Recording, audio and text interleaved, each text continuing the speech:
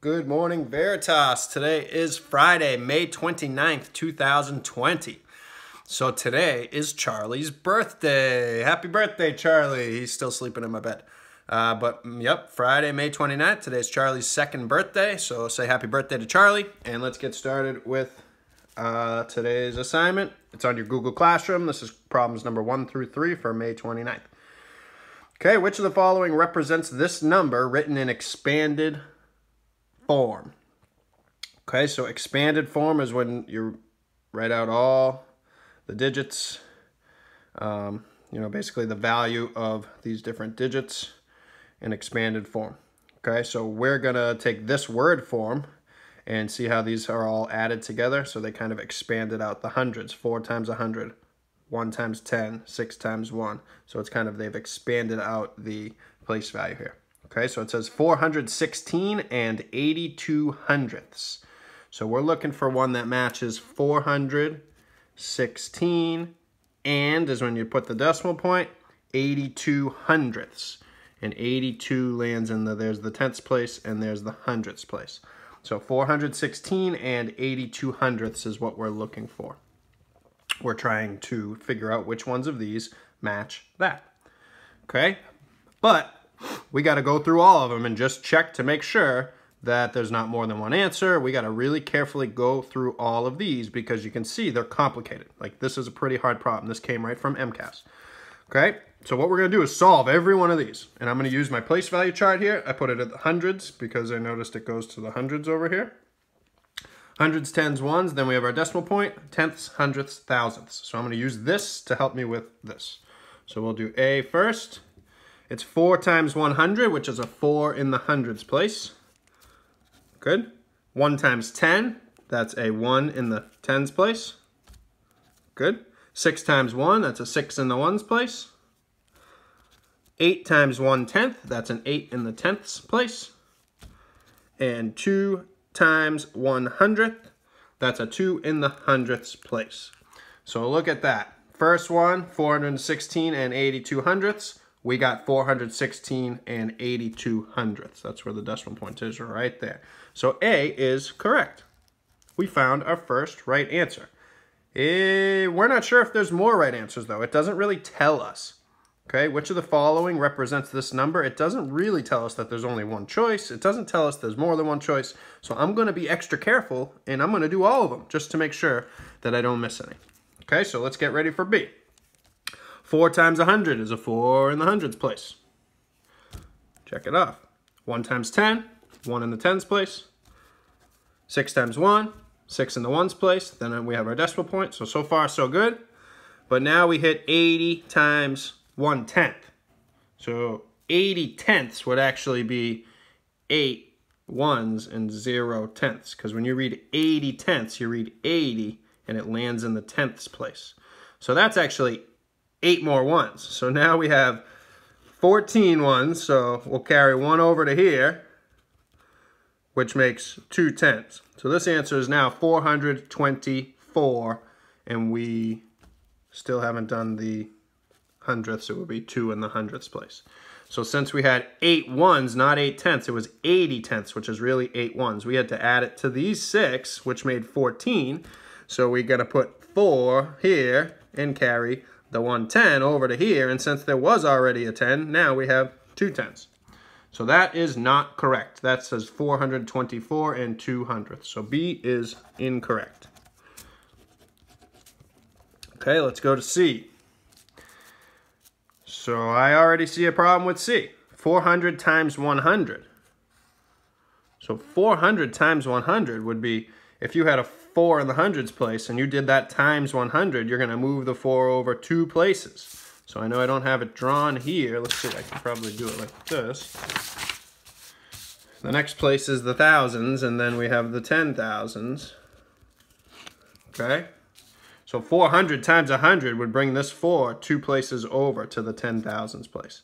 So 400 times 100 is really 40,000 or 4 10,000s.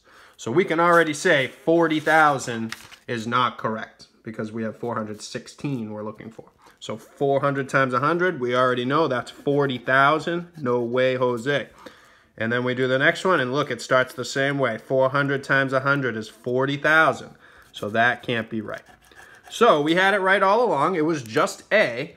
But how bad would that be if we did all this amazing work and then we missed the second correct choice? So you got to be real careful. Even if A you found to be right, you should go and solve the rest of them just to make sure that you didn't make a mistake here. Because if you made a mistake, then that means you would have chosen A already, quickly, boom. So you want to make sure you flush out the other ones and try them, because sometimes you find that out, ooh, actually, hold on, I messed up, and that one's actually right? So that happens a lot. So you want to make sure you try all 4 options. But the answer was A, and only A. So give yourself some snaps if you got that. That was a pretty tough MCAS problem. Nice work. Okay, now let's go to number 2. It says find the product of 746 and 352. Product is the answer to a, you should know this, multiplication problem. So to find the product, we're going to have to multiply these two numbers. So it's 746. We're multiplying to find the product, 352. Okay?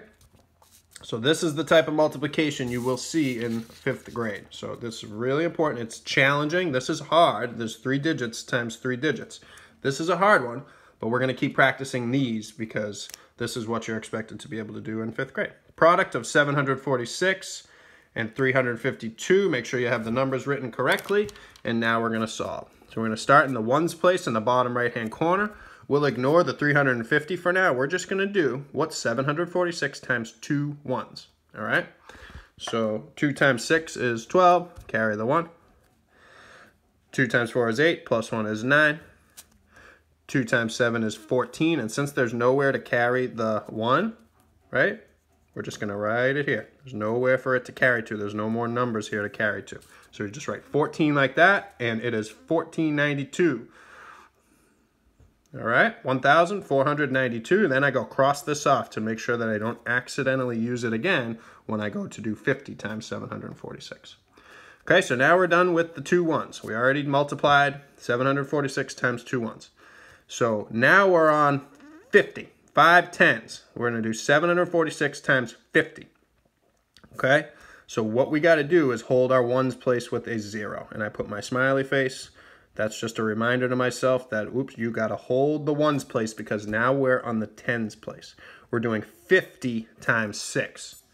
So if you put that 0 there, then you can just do 5 times 6 is 30, right? Because 50 times 6 is 300. And you notice how now we end up with 2 zeros and the 3 is up here. That's 300, right? So now our place value is correct. So 5 times 6 is 30. Then we do 5 times 4 is 20. Plus the 3 that we carried makes 23. So you write the 3 here. You carry the 20 over to here. Then we're doing 5 times 7 is 35. Plus the 2 we carried makes 37. There's nowhere to carry the 30, right? Nowhere to carry that 3. So you just write it here. Put your comma after 3 digits. And we have 37,300. That's our second partial product. That's part of the answer. This is part of the answer. Now I'm going to go cross off these ones that I carried so I don't forget and use them. I used to do that when I was in 5th grade. I would go and I'd forget to cross them off and then I'd add them to the next one by accident. Okay, so now we're doing 300 times 6.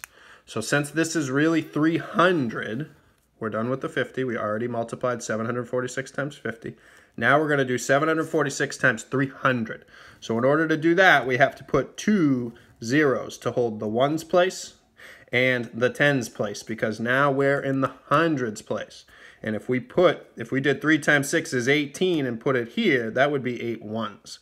We're way over here in the hundreds, okay? So we got to put these 2 zeros now. Very, very important. First partial product, we're doing times 1, so we need an answer in the ones place. Then we're doing times 10, so we start our answer in the tens place. Then we're doing it times hundreds, so we start our answer in the hundreds place. All right? Pretty complicated, but you guys are doing good. So now let's see, we got our 2 zeros, so we do 3 times 6 is 18. Carry the 1. 3 times 4 is 12, plus 1 is 13. And 3 times 7 is 21, plus the 1 we carried is 22. And again, there's no more numbers here to carry the 2 to, so we'll put it there. All right, it's 223,800. So before we go and add these, your job is to look at your 3 partial products. Number 1, number 2, and number 3. Find out where you made your mistake if you don't have these 3 numbers. Your job now is to pause this video and find where was it that you mixed up. So your numbers should be exactly like this. If not, your job now is to go back, follow the steps, and see where was it. Maybe it was a fact you forgot. Maybe it was the zeros. Where was the mistake that you made? That's part of your job now. That way tomorrow or the next time you do a problem like this, you don't make the same exact mistake. All right? So 2 plus 0 plus 0, make sure they're nice and neatly lined up. 9 plus 0 plus 0, 8 plus 4 is 12, plus 3 is 15. 1 plus 1 is 2, plus 7 is 9, plus 3 is 12. 3, 4, 5, 6, and then 2 is all by itself. So the answer is 262,592. Write it nice and carefully, 262,592. It's easy to mix these digits up, so you got to be real careful when you write your final product. 262,592, 592. Perfect. Okay, so that's the answer for number 2. If you got that, give yourself some snaps. Most importantly, if you didn't get this, your job right now is to find out where you went wrong. That way next time you don't keep making the same mistake. All right, good work. Last problem. What's the value of this expression? So if you don't know what an expression is, it's telling you that this is. It actually becomes an equation once we put the equal sign. So what's the value of that expression? I put the equal sign there. The actual problem was just like this, right? And you have to put the answer. But I put an equal sign, and that's where we're going to put our answer, okay? So we're doing 3/10 minus 1/4 plus 4/5. Notice that there's subtraction and addition. So thinking of order of operations, we do subtraction and addition at the same time from left to right. So the only important part here is that we're going to work from left to right. We don't have any multiplication to do or parentheses. We don't have parentheses, exponents, multiplication, or division. So it's just addition and subtraction from left to right. So we're just going to do 3/10 minus 1/4 to start. 3/10 minus 1/4. We're going to find that answer. Then we're going to add 4/5 to it. Okay? So the trouble here is we cannot subtract. Don't forget we're subtracting. We can't subtract tenths minus fourths because they're not the same. So we need to make the denominators, we need to make the size of the pieces or the number of the pieces in each whole, we need to make those the same so that we can compare these or we can subtract them. So 10 and 4 can both multiply to get to 20. So we're going to make a new denominator of 20 for both of these. Then we can subtract. So we're going to multiply them times a fraction that's equal to 1. That way we're not really changing this fraction, we're just going to make it into an equivalent fraction so that we can then subtract. So 4 times 5 is 20. So we're going to multiply 1 times 5 is 5. Okay, so 5/5, right? If you had something broken into fifths and you had all 5 of them, you have 1 whole. So 5/5 is the same thing as multiplying times 1. And whenever you multiply a number times 1, it doesn't really change, right? 6 times 1 is 6. 7 times 1 is 7. Anytime you multiply it times 1, it doesn't really change it. So that's all we're doing here is we're multiplying times 1, and we're not really changing this fraction. It just looks different. The sizes of the pieces are different.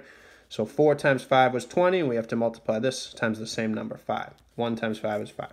So now we're going to do the same thing here. 10 times 2 is 20. So we're going to do 3 times 2. That way we really multiplied by 2 halves, which is equal to 1. 3 times 2 is 6. So 10 times 2 is 20. So 3 times 2 is 6/20. Now we subtract. 6/20 minus 5/20. You just subtract the numerators is 1, and the denominators are 20ths. That stays the same because that's just telling us how many pieces are in each whole. So we have 1/20 at this point. So when we did this subtraction, we got 1/20, and now we have, not 1/26, be careful, 1/20. Now we're going to add 4/5, and we'll be done soon. So 1/20 plus 4/5. We had to make sure we have the right operation, and yes, we do. We are adding. And I'll use a black pen now. Bring this to my attention, make sure I add it. So 20ths and fifths, we can't add those yet. So we can make fifths into 20ths. And that way we don't have to change this one, it's already 20ths. So 5 times 4 was 20. So we have to multiply this times 4 fourths. That way we're really multiplying 4 fifths times 1, and it's going to give us an equivalent fraction. So 5 times 4 was 20, where we need it to be, so we can add it to this 20ths. And 4 times 4 is 16 20ths.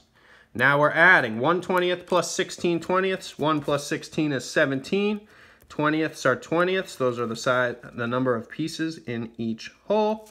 So it's going to stay as the same. 20ths plus 20ths are still 20ths. The only thing we actually add are the numerators. 1 plus 16 is 17 20ths. You can't simplify, so that is the final answer. 17 20ths. We can't go and divide 17 or 20 by the same number to make them smaller. So that is the final answer. All right, that's it. Give yourself some snaps. How'd you do? Let me know. I want to see your assignments. And have a great day, everybody. Charlie gets a cheeseburger on his birthday, so I'll be cooking him a cheeseburger today. All right, have a good day.